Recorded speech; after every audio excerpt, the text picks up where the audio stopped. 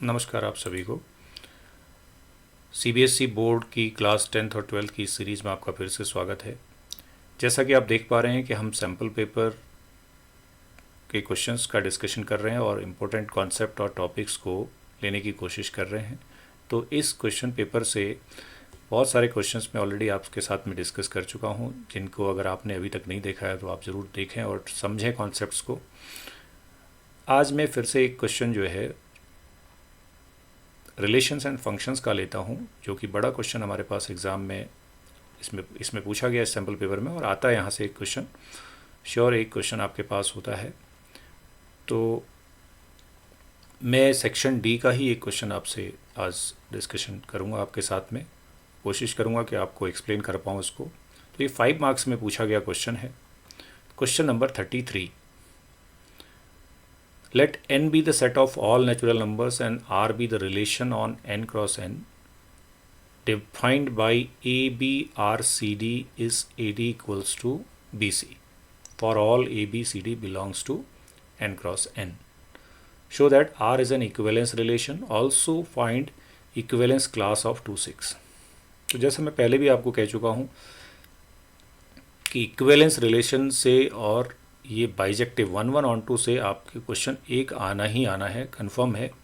अब वो किस तरह से आएगा, 3 मार्क्स में आएगा कि 5 में आएगा, ये डिपेंड करता है, बट एक आपका इस कॉन्सेप्ट पे क्वेश्चन आता ही है। मैं पहले भी इक्विवेलेंस रिलेशन कैसे प्रूफ करते हैं एक और जो बोर्ड में ही पूछा गया क्वेश्चन है उसको आपके साथ शेयर कर चुका हूँ, डिस्कस कर चुका हूँ। अगर आपने उसको अभी तक नहीं देखा है तो ज़रूर देख लें, उसे समझ लें कॉन्सेप्ट कैसे हम लोग करते हैं। एक क्वेश्चन मैं फंक्शन का भी 1 1 ऑन 2 का डिस्कस कर चुका हूँ, जो कि पहले बोर्ड एग्ज़ाम में पूछा जा चुका है उस तरह का क्वेश्चन। अब ये क्वेश्चन आज हम डिस्कस करते हैं कैसे इसको करते हैं। तो पहले हम इस क्वेश्चन को ज़रा सेपरेटली ले लेते हैं अपनी शीट पर। तो ये क्वेश्चन हम ले लेते हैं और देखते हैं किस तरह से हम इक्विवेलेंस रिलेशन प्रूफ करेंगे और इक्विवेलेंस क्लास भी हम इसकी फाइंड आउट करेंगे। तो ये हमारे पास क्वेश्चन है जो कि 33 नंबर का क्वेश्चन था, ये सामने है। So let us take this question. देखिए ये relation A B R C D कैसे डिफाइंड है, पहले वो हम देख लेते हैं। So our relation A B R C D is defined as A D equals to B सी।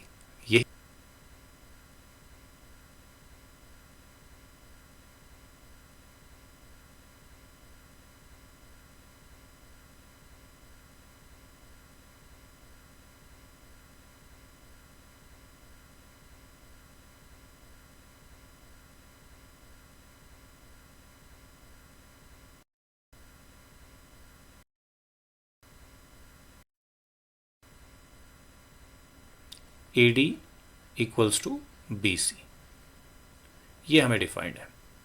तो अब हम क्या करेंगे, देखिए हम सबसे पहले क्या मालूम, मैंने आपको पहले वीडियो में भी बताया हुआ कि हम रिफ्लेक्सिविटी चेक करेंगे। रिफ्लेक्सिविटी, सो रिफ्लेक्सिविटी में हम क्या करते हैं कि हम उस फंक्शन को उसी के साथ रिलेट करते हैं। सो डेफिनेशन क्या है, A is related to A for all A belongs to what ever is is इज। यहाँ पे आर है तो आर, एन है तो एन, जो भी सेट है आपका, ठीक है। अगर आप एन कह रहे हैं तो यहाँ पे एन भी लिख सकते हैं। ये तो डेफिनेशन हुई, बट यहाँ पे जो रिलेशन है हमारे पास वो एक एलिमेंट ना होकर एक ऑर्डर्ड पेयर है A B. So what we will check A B R A B खुद के साथ रिलेशन बनाता है कि नहीं बनाता, ये चेक करेंगे। So let us check this as per the definition of relation. A D, A मतलब फर्स्ट और लास्ट का प्रोडक्ट है और ये सेकंड और थर्ड का। तो फर्स्ट लास्ट इसमें है A B and second third है बी ए। तो A B equals to B A which is true, ये तो ऐसा है ही, ए बी और बी ए का प्रोडक्ट सेम होगा, which is true. It means your relation R is reflexive. तो ये आपको इस तरह से रिफ्लेक्सिव मिल जाता है relation. Now come to symmetry. अब दूसरा हम क्या प्रूफ करते हैं, दूसरा हम करते हैं सिमेट्री।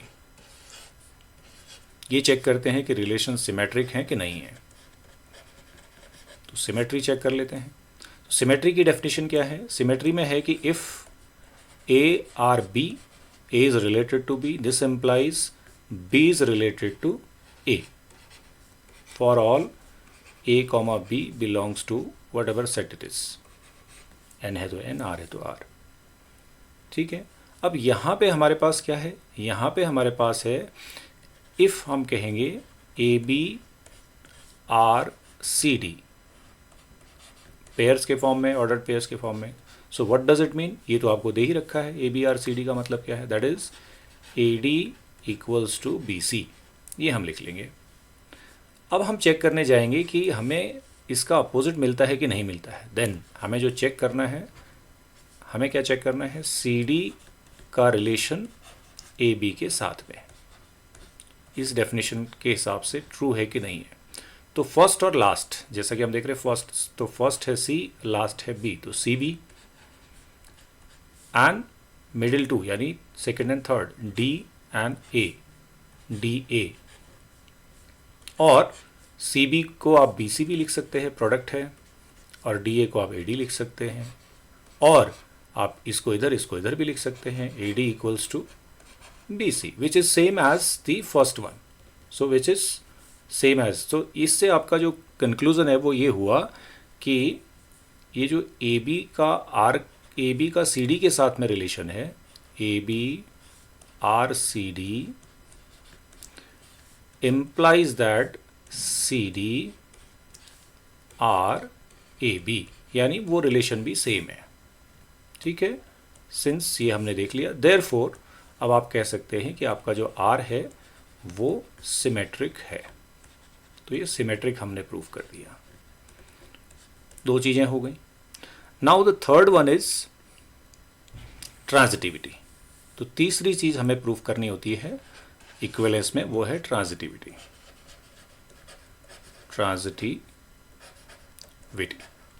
ट्रांजिटिविटी देखते हैं। ट्रांजिटिविटी कहती है कि if A is related to B and B is related to C, this implies A is related to C. ठीक है, for all ABC belongs to the given set.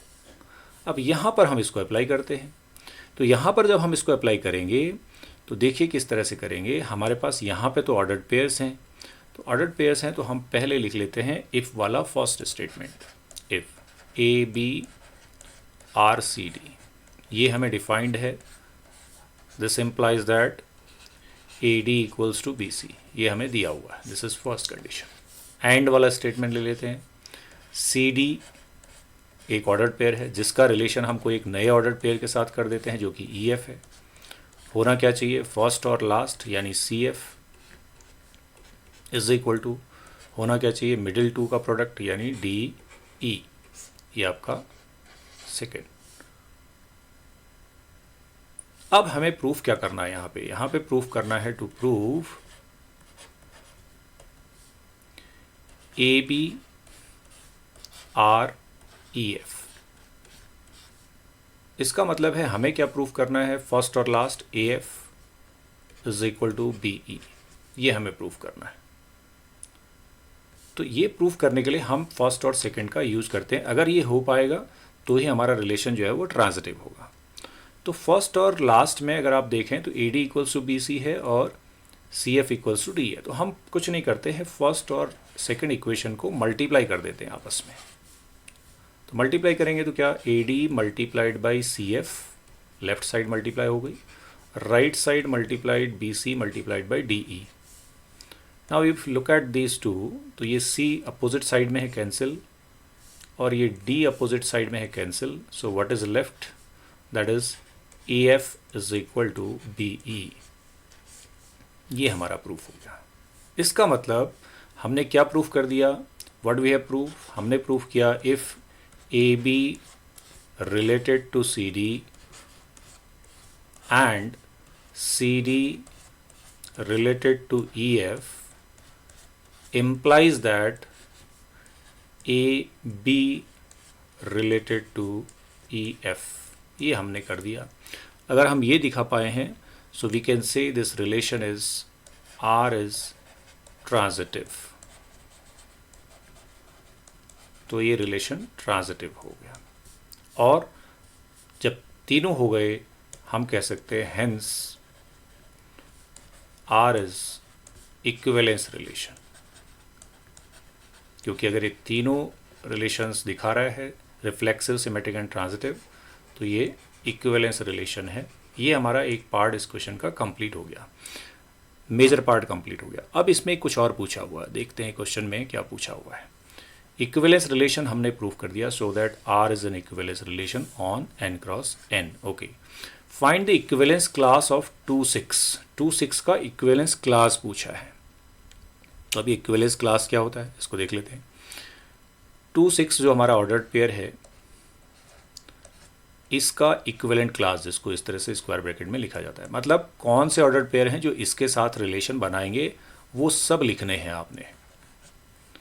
अब 2,6 के साथ रिलेशन बना रहे हैं तो क्या मतलब है, पहले तो देख लेते हैं रिलेशन हो किस तरह से रहा है। देखिए, इसको अगर हम x मानते हैं और इसको y मानते हैं, तो हम देख रहे हैं कि जो y है वो 3 टाइम्स ऑफ x है। ये यहां से नोट करना है, ठीक है। तो जब जब आपके पास जो ऑर्डर्ड पेयर्स अब 3 टाइम्स x है। दूसरी चीज़, अब आपको ये पता है कि हमारा जो रिलेशन है R, वो कैसे डिफाइंड है, वो ये है कि ABRCD डिफाइंड एज फर्स्ट और लास्ट का प्रोडक्ट, यानी AD is equal to BC, बीच के दो का प्रोडक्ट। तो अब आपको ऐसे ऑर्डर्ड पेयर्स लिखने हैं जो ये कंडीशन को फुलफिल करेंगे, ठीक है। तो अब आपको वो सारे ऑर्डर्ड पेयर्स लिखने हैं यहाँ पे जो ये रिलेशन बनाएंगे, AD इक्वल्स टू BC। मान लीजिए, मैं आपको एक एग्जांपल देता हूँ। अगर मैं इसको फर्स्ट, एक ऑर्डर पेयर आपका फिक्स हो गया 2,6, तो यानी AB आपका 2,6 हो गया। मैं यहाँ पर समझा देता हूँ, 2,6 ये फिक्स कर दिया हमने। अब इसको रिलेट करना है हमने किसी ऑर्डर पेयर CD के साथ में, सच दैट होना क्या है, 2 का D के साथ जो प्रोडक्ट है और इस 6 का C के साथ में जो प्रोडक्ट है वो सेम रहना चाहिए। तो अब आपको ये C और D ढूंढने हैं, क्योंकि पूरा नेचुरल नंबर का सेट है, तो बहुत सारे ऐसे ऑर्डर पेयर्स हो सकते हैं जो ये कंडीशन को फुलफिल करेंगे। तो D को क्या होना चाहिए और C को क्या होना चाहिए। देखिए, एक एग्जांपल मैं देता हूँ। मैं लिखता हूँ 1,3, एक ऑर्डर पेयर लिख दिया मैंने। अब आप देखिए यहाँ पे C आपने 1 लिया और यहाँ पे इसको 3 लिया, तो 2 3 जा 6 एंड 6 1 जा 6, तो 1 3 एक ऐसा ऑर्डर्ड पेयर हो गया। अगर मैं यहाँ पे C को 2 लेता हूँ तो 6 2 जा 12, तो मुझे यहाँ क्या लेना पड़ेगा 6। तो ये रिलेशन मैंने इसीलिए बताया कि y जो है वो 3 टाइम्स ऑफ x है। जो भी आप x लेंगे, x आपने 2 लिया तो वो 2,6 के साथ बना ही रही है, ऑलरेडी है। अगर आपने x को 3 लिया तो 3 3 जा आपको 9 लेना पड़ेगा, तब ये इस रिलेशन को बनाएगा। अगर आपने 4 लिया तो 4 3 जा 12 लेना पड़ेगा, एंड सो ऑन। तो ये बहुत सारे ऐसे ऑर्डर्ड पेयर्स बन सकते हैं जो कि इसका इक्विवेलेंट क्लास, इक्विवेलेंस क्लास जो है वो इस तरह से पता की जाती है, यानी all the ordered pairs which are in the relation with this 2,6। तो ये एक नंबर ज़रूर इसके लिए रखा होगा इस क्वेश्चन में, क्योंकि 5 मार्क्स का था। तो ये इस तरह से आपका एक 5 मार्क्स का क्वेश्चन। तो इक्विवेलेंस क्लास का कॉन्सेप्ट भी यहाँ पर मैंने आपको बताया कि अगर आपसे इक्विवेलेंस क्लास पूछा जाता है तो आपको वो सारे एलिमेंट्स लिखने हैं जो इस ऑर्डर पेयर के साथ में रिलेट हो रहे हैं, और वो रिलेशन आपका ये गिवन है इस रिलेशन पे। तो ये आपने एक और क्वेश्चन देखा जो कि बहुत इंपॉर्टेंट क्वेश्चन है और कई बार एग्जाम में पूछा गया है, और इस तरह के क्वेश्चन आपको ये सिखाते भी हैं कि how to attempt the this type of questions where you have to prove the relation is an equivalence relation.